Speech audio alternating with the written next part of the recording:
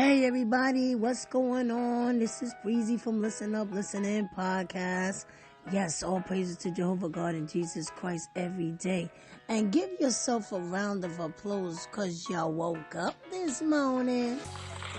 Yes, indeed. Yes, indeed. Yes. I got a special guest for you guys today because you know it's Friday. So y'all stay tuned. It's going to be awesome. Come on now. Let's get it.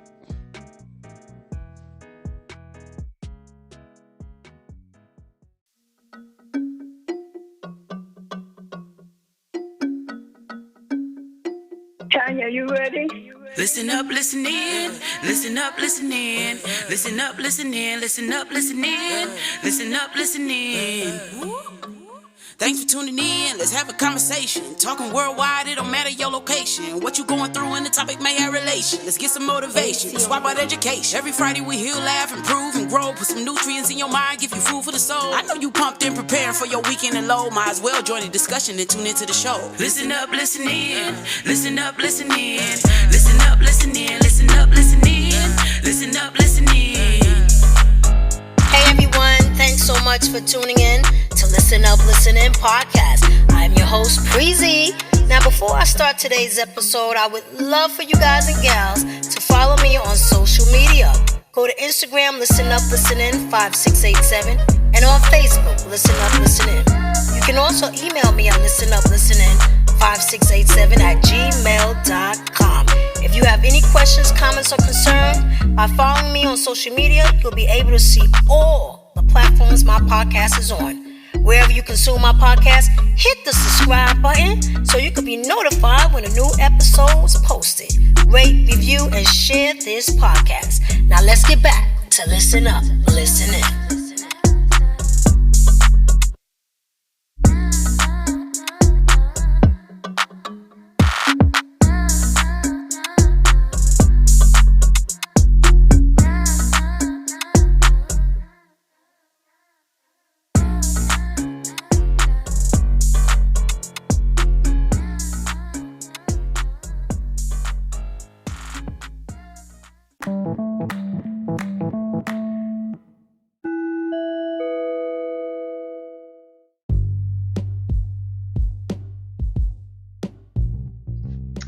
Hey everybody, welcome to Listen Up, Listen In Podcast. I have a very special guest with me today.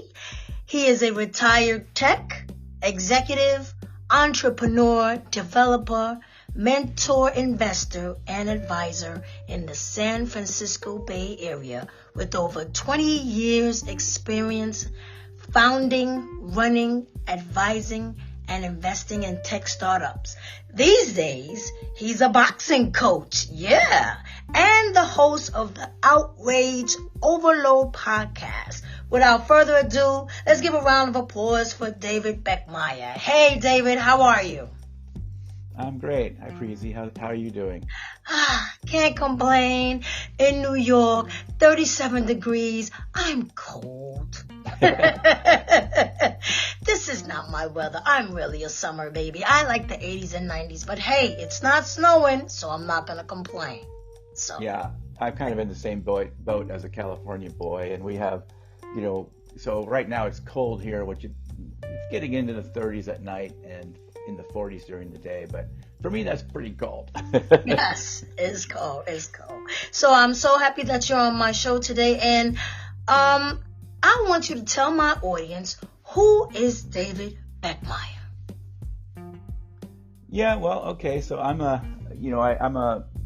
formerly a tech, guy in Silicon Valley, tech guy. I did that for many, many years,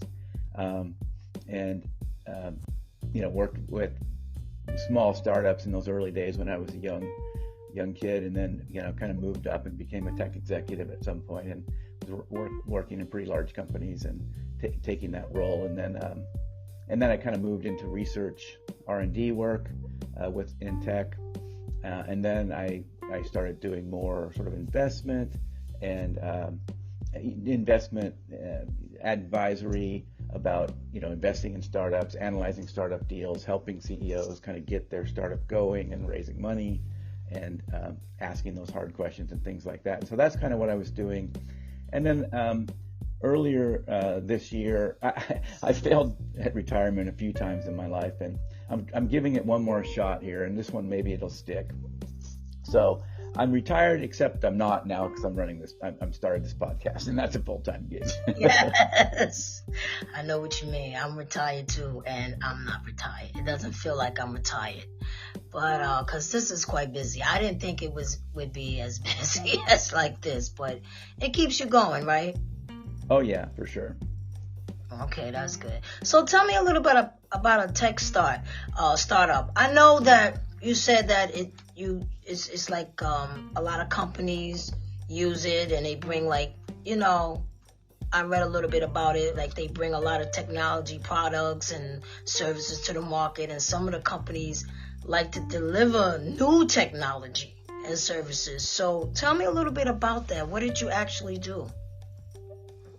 Well, so in my early career, I worked with companies doing sort of high-end. Well, in my really early career, I got started in the whole thing doing some video game stuff. I was going to college, and a friend of mine was doing video game stuff and said, hey, come over and check this stuff out. And I kind of, fell into that, and it never kind of came out. So I switched over from being a math major to, starting to do this computer stuff, and starting writing code in those early days, and then went from there into large systems. So these were like systems, the early days, this is pretty old, early days, we were like scanning documents and things like that for big companies, and creating these systems where they could store these documents and transfer these documents around within the company for companies like FedEx and other big companies, and like even the government, like the Library of Congress was using our technology to scan these really rare documents and books that most people don't ever get to see. So this was in the early days, and then they could create digital copies, and so open those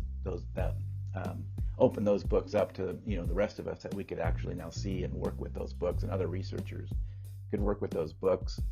So doing things like that, and then later I got more involved in the internet, mostly in terms of working with companies that wanted to connect, and running my own business, because my own business was. It allowed me, even as a small business, to work globally in the early days of the internet, but this is before the web. We just had email and other things like that. Right. But that enabled me to actually have like a worldwide clientele, even though I was just here in the Bay Area. And then that spun out into that knowledge about how to set up internet businesses, actually spun out into I became an internet service consultant and provider. And then that spun out into kind of becoming sort of an internet. At that, all of a sudden, everybody wants to do something with the internet, and suddenly those skills became very, in demand. And so then I became an internet guy, and wow. and that's how I started to work with companies like Earthlink, if you remember them in the early days, and helped kind of launch a consumer internet that actually, instead of at that time, people had things like AOL and CompuServe, which were these sort of walled garden platforms at that time. So they weren't the real internet. They were sort of you were in their little world. You weren't on the real net. So with what we did at Earthlink, we sort of tried to create an experience that was as easy to use and for regular people, because getting on the internet in those early days, you had to be pretty geeky. You really do a bunch of steps. So we were the first ones that came out with that kind of something like the AOL setup, where you could take this disk, in the early days, it was a 3.5-inch floppy, if anyone knows what those look like. But later it was a CD, and you could put this CD in your PC, and you didn't have to be very tech savvy. You kind of it would ask you like 5 questions, and it would go through all the steps to set up your account and install all the software, and you were up and running, and using not a walled garden internet, but like the real internet with the web and email and the stuff we use today. Not everything we use today, because of course Facebook and Google didn't exist yet, but you were on the real internet and the real web and real email within a few minutes, which that wasn't really a thing people could do before that. So we were really the first ones to do that with getting people on the real net, and we were also the first ones to we never really got credit for this, but we were the first ones to offer nationwide 1995 service in all the sort of major football cities kind of thing around the country. And that's when it was like most people were charging way more than that. Like you would pay $30 for 30 hours or something like that, and then you'd pay like $5 an hour after that. Whereas we just were unlimited $20 a month, $19.99, or 1995, I can't remember which. I think it was 1995, and you got unlimited, and that was just unheard of at the time. There was nothing like that, and of course everybody else copied us after that. But we really started that, and everyone told us you couldn't make that work, and guess what? That worked. Wow. So what is the outrage industry, and what animates you to take on these different projects? So, if you're out there, if you're in society these days, you see this kind of outrage messaging, right? And it's things like, I think one of the biggest places, you see it on social media, you see it in other places, but one of the most obvious ones is if you have subscribed ever to any sort of campaign email, or you look at like these political campaigns, that's a perfect example of it. They're always just trying to get us angry or fearful, or activate sort of a moral indignation, make us feel moral superior, or that the other guys are morally bad. So you see these campaign messages like, if you're kind of lean left, you're going to see messages like, Donald Trump did this thing, send us $10. And if you're on the right, you're going to see something like, there's a caravan of immigrants coming for your job, send us $10. And, they're trying to take these somewhat, these much more nuanced issues in real life and try to make them this black and white, good guy, bad guys kind of view. And what's worse in the political realm is not only are they, we're not talking about issues anymore. They're not trying to just say we disagree about this or that tax policy or immigration policy or something like that, but we're trying to say the other side is bad. They're evil. They're portrayed as dangerous, and they're coming for your way of life. And that's sort of the outrage part of it, how this media is trying to get you outraged. And sort of the other piece that I call it sometimes outrage porn, and that was a term that was invented by, I wouldn't say it's invented, but I think somebody at the New York Times was the first one to say that a number of years ago. But I use it in a broader sense. So this outrage porn is this kind of messaging where they're just trying to get us angry and feel this moral indignation. And the porn part of it is that we actually seem to like this stuff. Like, we go back for more. We keep going back for more.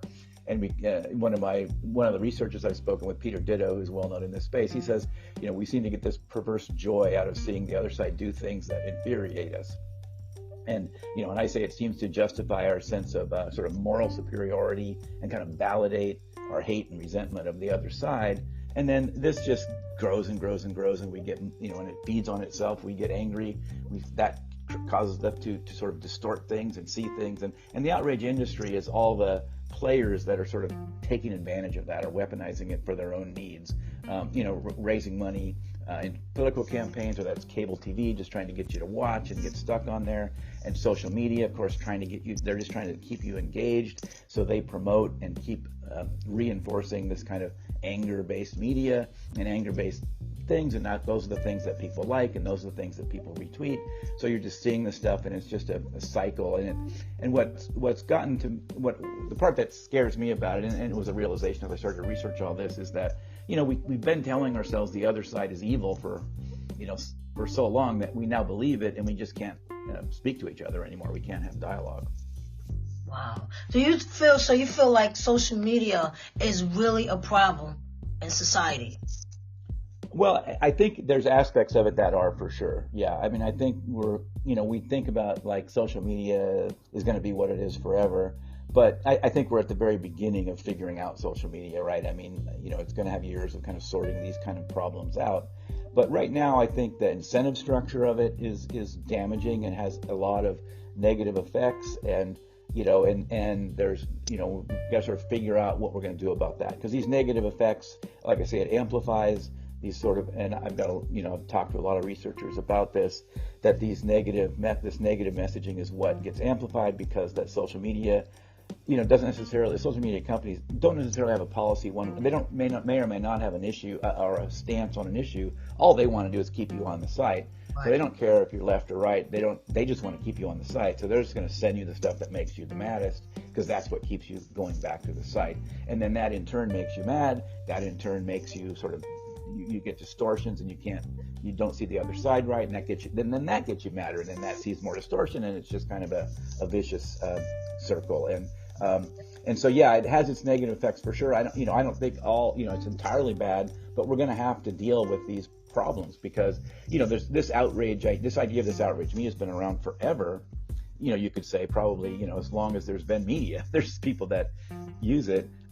But I think social media sort of ramped it up a whole new way where, everybody can basically be a Rush Limbaugh, right? I mean, there's no real barriers to just go on social media and start ranting and raving, and the algorithms kind of help amplify your messaging, and pretty soon 100,000 Rush Limbaughs make up one big Rush Limbaugh kind of thing. And whether it's Rush Limbaugh kind of right messaging, I want to make sure I want to make a point here that it's this roughly applies equally to left or right, wherever you are on the spectrum. This kind of stuff's going on.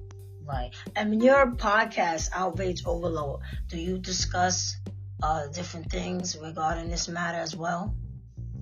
Yeah, so what I do is I spent a lot of time doing research on this before I decided a podcast might be an interesting thing to do. And where I landed with how the podcast works is I basically spend a lot of time looking at different research that's out there, and that includes books and research papers and other things, and stuff, and things I find that are sort of related to this idea. I then, go try to reach out to those researchers or authors that wrote those books or did that research, and bring them on the show and let them try to explain it, in kind of layman terms that all of us can understand, and what some of these major consequences are of some of these things going on. So I sort of think of it as I read these sort of arcane and dry papers, so you don't have to, and try to make them, interesting, and kind of pull out the important things that we should know about them. Now, it seems like you're going on a journey with this too, and that you have. So what are some of the things you've learned so far on this journey? Yeah, that's a great point, because I'm not really the expert here. I'm not the scientist that has done all this research. I'm trying to go find research and what the science says, and then bring those people on, that are the experts, and can actually speak to these things. So so we've had all kinds of things. Before I even started the podcast, I started interviewing people on what I was calling these man on the street interviews. So that's kind of started with just family and friends, anybody that would talk to me. And then that kind of expanded out, and friends would say, hey, this was interesting, you should do it. And pretty soon I'm talking, I was talking to friends of friends, and pretty soon I'm talking with complete strangers. And I was trying to talk to people across the political spectrum, across generational spectrum. And when I do these interviews, I would just go into total active listen mode. So I didn't try to fight back or argue or try to change their mind. I would just try to ask a series of questions that kind of walks through how this kind of outrage media has affected their life, or has been, somehow involved in their life, and how it's affected their life. And it was super enlightening for me to do that, and really changed, how I even thought about what all is going on out there. I mean, so many stories of the ways people have been impacted by this, and so many, real life, real people. It's no longer like an abstract academic thing. These are real people that have been really affected, and that really started to raise the awareness of this thing for me. So that was kind of the first thing that I've learned, is just that we have a long way to go. Like, if it's, to talk on the people on the left and the right, and where this is at, and so many people are have been affected by this, and losing good friends, losing contact with family members. I mean, our society on the whole, and individuals are damaged by this. And then I started pouring over lots and lots of research. So I've got a lot of papers and a lot of episodes coming up from that research. And I'll just talk about a few. Like, we've already, first couple episodes talk a lot about the political polarization that we're in, and kind of what that's about, and how that works, and what some things that we might do to try to fix that. We've got episodes coming up sort of about civility. So not only do I talk to just scientists, but I'm also talking to community leaders and faith leaders and things like that, and folks that have done other work, or are doing other work, and things like authors that have written books in the space. So I've got an episode coming up about civility. I've got lots of episodes about these different details about the kind of things happening on social media, like how morality can increase virality of a post, which means it spreads faster if you start throwing in these moral things, this morality kind of language. Same thing, and another more research that talks about how hate-filled language or animosity towards the other side also drives engagement on social media. So that'll also be amplified by the social media platforms and things like that. And then, the biggest thing I hear from listeners is everybody wants kind of what can we do about it, or what can I specifically do about it, as a regular person, what can I do? So I'm also been focusing more on that. So I brought in neuroscientists to sort of talk to us about what's going on with our brain and what are some practical things we can do to try to just get ourselves in the right mode to deal with this and to kind of lower the temperature. I even brought in believe it or not, like a sex therapist, and said if our polarization, if our polarization has been characterized like a toxic marriage, if you're in a toxic marriage, what do you do? And so some of those practical advice for that. And I also brought in a big time mediator that deals with large, when companies and when people have problems, she works to mediate those things. And that was to help find practical advice for all these folks that are disconnected or lost touch with loved ones and friends and family, and how to sort of recover that and reconnect. And then there's a big aspect of it, which is information literacy. So we also talk about that. So just being better about kind of detecting when you're being manipulated and what's kind of leans more true and what sounds a little fishy. If it sounds too good to be true, maybe it is, that kind of thing. Wow, that's awesome. Wow. So with this outrage industry and all the different things that you're learning on this journey, I'm pretty sure there's got to be some challenges that you have faced in pursuing this research. Yeah, for sure. And I'm just getting started, so I'm sure there'll be more. But I've already, I have challenged. I have to make sure I'm checking my own biases, right? So that's always something, really striving to make sure that I'm asking myself those hard questions and trying to stay unbiased in this. And there's some, most of the research that I presented today is basically neutral or just sort of saying, look, these psychological phenomena applies, whether you lean left or whether you lean right, that kind of thing. It hasn't really been a partisan result or a partisan conclusion. But, there are things out there that do lean one way or the other, and it is real scientific research, and the conclusion was it leans maybe left, or the solution kind of maybe says the left is more guilty, or maybe says the right is more guilty, and kind of deciding how to handle that, like what do I do with that? So that's been a challenge.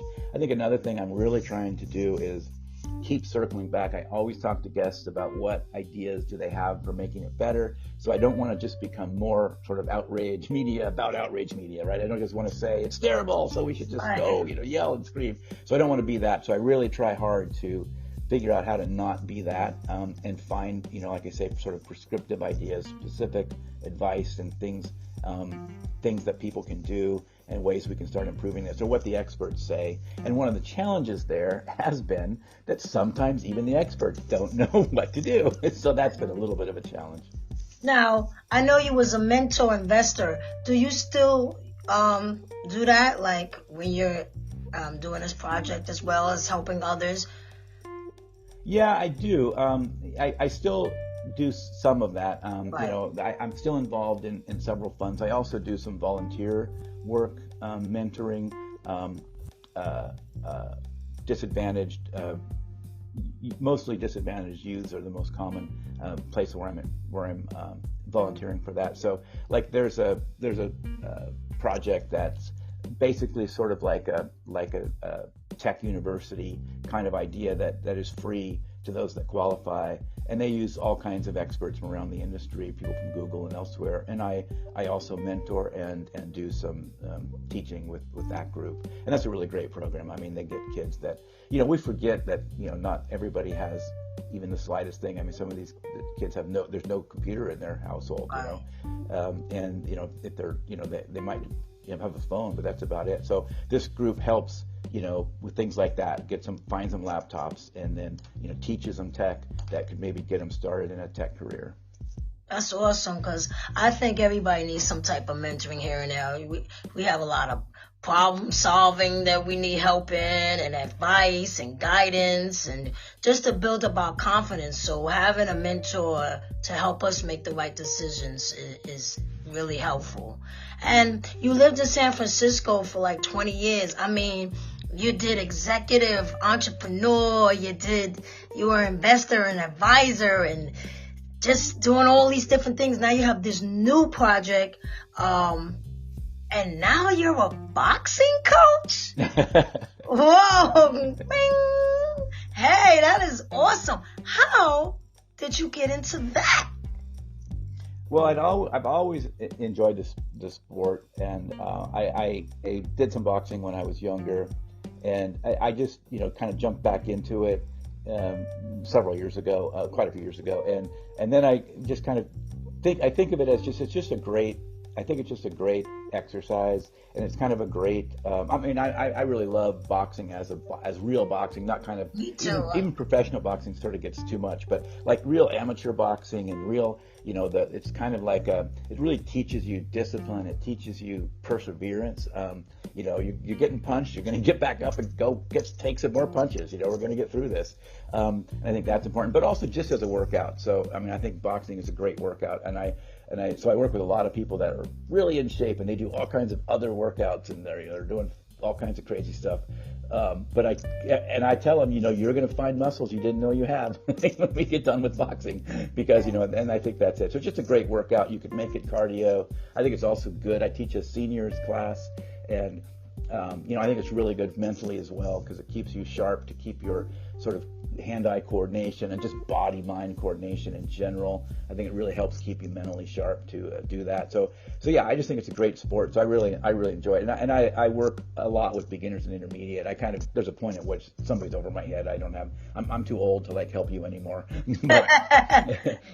But I really love watching people get into it and really enjoy it and kind of start appreciating the whole sport. How far you think you'll get into it with the boxing coach? You think you'll really do big matches and stuff like that? I'm sorry? You think you'll get into like really coaching some big matches? Like, you think you really get deep into it? Or it's just something, I'm focusing more kind of on just staying in shape, with helping people stay in shape, and kind of teaching kind of boxing fundamentals. So I mostly work on that, and I know some really active and really good, kind of actually in the ring coaches. And if somebody wants to go in that direction, I know how to, I know who to send them to. But that's kind of probably not what I'll do. I'm really working on just the staying in shape side. I just love teaching sort of boxing history and boxing fundamentals, because it's just so cool I think it really makes you appreciate what a really good boxer is doing more if you just try it. Half of us are never going to go in a ring and have a match. But if we sort of appreciate more what's going on in that ring and realize how hard it is. I think you could take one punch like a jab and spend, quite a few years just learn if you wanted to. It's boring. No one's going to do that. But if you wanted to spend nothing but learning a jab, it would take you a lifetime to learn how to throw a jab properly, right? And that's just one punch. So I think there's so much to it. And so that's kind of what I focus on when I'm working with people, just really teaching those fundamentals and try to get that whole kind of a boxing mentality going. Is there age limit with the boxing? You mean it is a tough thing to do. Yeah, I don't work with kids too much. I have a hard time kind of corralling the kids. So if they're too young. I think if you're 12 or 13 or more, I think you have for me at least, I think there are coaches that are fine and work with those kids. But for me, the kind of coaching that I do, I want more attention. I want more, I want you to be able to stay focused a little bit longer. And I think it's, there's some age in there, 12 or 13, I think it's more maturity than age, but somewhere in there, 12, 13, 14, where a kid has the sort of maturity to stay focused and really listen and practice it. So I don't teach really young kids. And in my seniors class, you have to be 50 and up, which nowadays 50 is pretty young. Right. So with all this going on, what is the future for David Beckemeyer? Because you got a lot under your belt. Yeah, this is probably the question. And boxing belt as well. But yeah. You got a lot under your belt. This is awesome. All the stuff that you have done, all the things that you're doing. What's next? Well, I've said I'm going to commit to really working on this podcast, not just for a few months, but I'm going to really put some serious effort into it, and really give this 18 months to see where it goes. So a lot of my time's going to be spent there. It's a lot of work to put this together. I'm pretty much by myself. I have a few assistants that help me out, but pretty much by myself. And so it's, I'm reading dozens of research papers. I'm pouring through books, and then I'm still trying to write all the scripts. I mean, you know how all this is, and put everything together. So that's a pretty big effort there. But yeah, I think my wife would probably want to know the answer to that question too. What are you doing? What are you going to do next? Wow. I got a question for you with the journey. I'm going to go back to that again with the outrage industry journey and stuff like that. What advice or tips can you offer in terms of solutions on lowering the temperature? Yeah, I mean, like I said, this is kind of what everybody's looking for. And I do love that. I think it's very genuine. I mean, this is probably the thing that gives me the most hope, is that I think that the fact that people want to lower it, they don't like it this way, right? I mean, they really don't. I mean, sometimes you might, almost in the same sentence that you say you don't like it, you might participate in it. But I think it's really genuine that people don't like it this way and do want to find a way to get some of this animus, reduced. And so that gives me the most hope of it all. So everybody wants that advice, and the challenge is sometimes they don't really like the answer, because, as I often say on the website, or I should say on the podcast, that we've met the enemy and it's us. And so a lot of the advice is kind of like, a lot of people don't want to hear that, right? Because a lot of us would rather blame the other side and say there's got to be some way I can fix the other side and bring them around to my way of thinking or whatever, right? But a lot of the solutions begin with kind of looking inwardly and being introspective. And also sometimes I tell people, take a look at the people that sort of claim to be on your side, and what are they doing? Like those things, that you see coming from your side that make you mad. Like, we need to look at that. Like, is that healthy to be, that these people just want to make you mad, even though and they supposedly even agree with them? So that's one of probably the biggest ask that I have of people, is that, try to be introspective. And I think another one is I do have a lot of episodes coming up with more specific things, and that's probably another area where people get a little sometimes frustrated, because some of these suggestions that are common are a little bit cliche, like slow your breathing, take a step back, some of those kinds of things. And people are like, I've heard that before, it doesn't work. Well, try it. It does actually work. Neuroscience tells you that it works. But another big thing that I ask people to think about is and this is a big challenge, that reason why this is difficult in our lives, is that we've come to that we dehumanize the people on the other side. So I ask, try to humanize your adversaries, And one of my guests that came on, a professional mediator, Hesha Abrams, gave me something that really hit home for me on that. She said, stop and ask yourself one question: would this person pull my kid out of a burning car? Wow. And I think that's a great way to think about it, right? I mean, you supposedly hate this person on the other side and this kind of thing, but, ask yourself that. And of course, if the answer is no, then yeah, maybe those people don't deserve to be in your life. But if the answer is yes, then you at least have a starting point, right? Think about them as human again. And then you can go from there and think about a few nice things you can think about them. Like, what are some nice things, or some positive things you can say about that person? And the reality and the neuroscience for that is, even if you can't think of 3 nice things, even the attempt of thinking about it does change your view of that person. But most of the time, we can think of 3 nice things to say about somebody, even if they are, kind of our adversaries, our political adversaries, and don't think like us. So I think that's another big piece of, if we can start to humanize. If we can't see the other person as human, we can't even begin a dialogue. At least if we can see them as human, then we can at least start a dialogue. Now, you're not necessarily going to come to an agreement or whatever, but at least maybe you can have a civil dialogue. Yes, absolutely. That makes a lot of sense. Now, what advice can you give to someone who's just starting off with podcasting? Yeah, well, I'm still pretty much a beginner, so I'm still looking for I'm still, out there seeking for my podcast mentors. So, I mean, I've learned a ton, but I still have, so much. If I don't look back, in a year and say, boy, I was an idiot, I probably didn't learn very much, right? But so, anything I would say is mostly echoing all the things that I heard. So, and again, you do hear things. You've probably had the same experience where you get people telling you all kinds of things, left and right.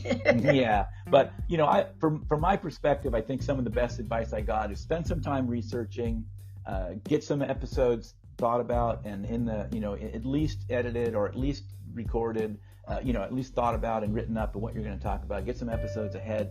Get yourself out there. I mean, different numbers, anywhere from 4 to 10 episodes or something. But be out there. I think that's an important one. And of course, I think obviously we're in the audio business, so audio quality is big. And I'm still learning a lot about that, and I have a long ways to go to get better at that. But I mean, I think, that working on the audio quality is a big factor. And I think the other piece is, just try to make something entertaining. And that's another area where I'm really, have to really keep getting better and better. But because I'm doing sort of a sciencey nerd type thing that isn't always as exciting as, say football or, some other genres that people do. And so I'm trying to take sort of a geeky, nerdy, sciencey thing and kind of make it as entertaining as I can and keep it up. So I think that's a big piece of it and that's a big challenge that I think all of us face is the podcast isn't about me, the podcast is about the listener. So keep trying to listen to what the listeners want and keep adjusting things and try not to take it too hard when somebody tells you didn't get that right. Right. Got to be able to take criticism. You really do. Come on, because it can help you. You know what I mean? So, okay, maybe that they're right. Maybe I should fix this or whatever. So it does help. So have you done a couple of you say you did a couple of episodes, right? Right. I've got 3 episodes published. I've got like 3 more that are finished and they're scheduled to go out. And then I've got, I don't know, a dozen more after that are in the process. I've already got interviews recorded, but I'm still kind of, assembling those into episodes. That's awesome. So where can my audience find you? So the podcast is called Outrage Overload, and there's a website called outrageoverload.net. So outrageoverload.net is the website, and then there's a lot of information there, and I probably will be adding, because it's such a common request about this idea of prescriptive ideas or thoughts, I will probably add a section just about that on the website, but there'll also be some episodes coming up about that. And so outrageoverload.net is the website, and Outrage Overload is the podcast. Great. Okay, so leave us with something.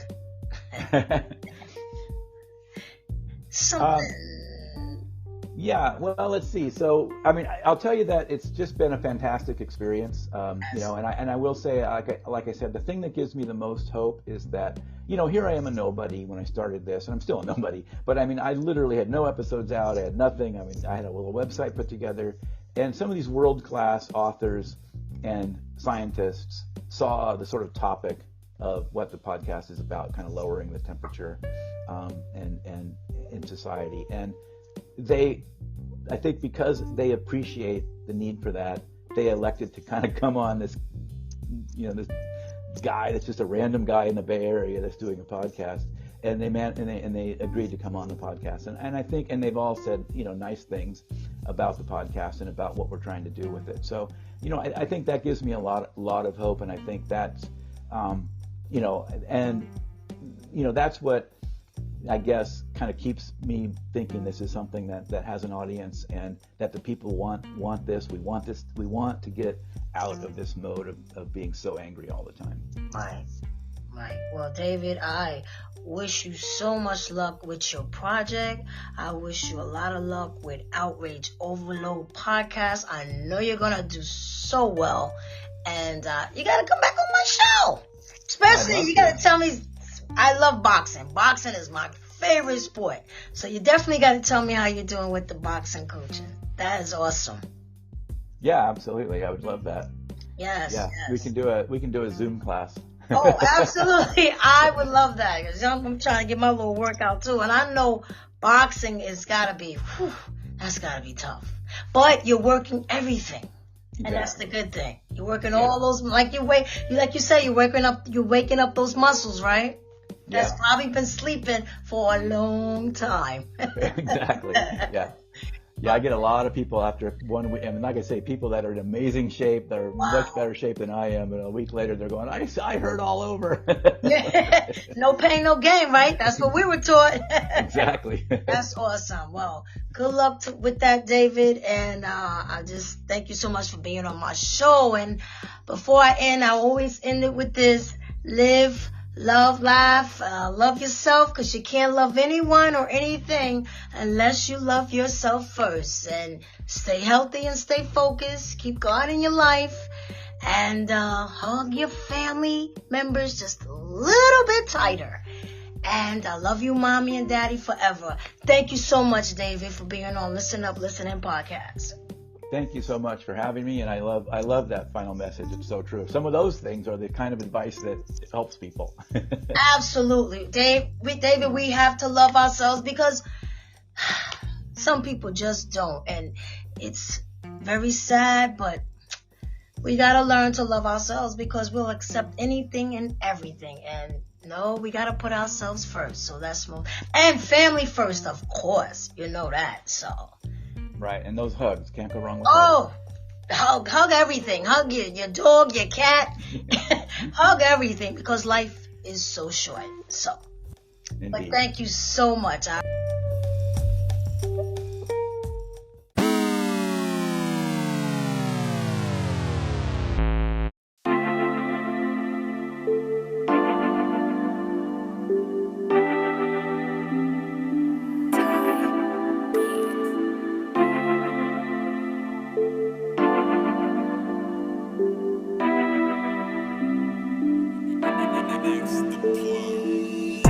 That concludes this episode of Listen Up, Listen In with your host, Preezy. Hey, yo, Preezy, tell them how to keep in touch, baby. Go to Instagram, Listen Up, Listen In 5687, and on Facebook, Listen Up, Listen In. You can also email me at listenuplistenin5687@gmail.com. If you have any questions, comments, or concerns, by following me on social media, you'll be able to see all the platforms my podcast is on. Wherever you consume my podcast, hit the subscribe button so you can be notified when a new episode is posted. Rate, review, and share this podcast. Listen up, listen in. Listen up, listen in. Yeah.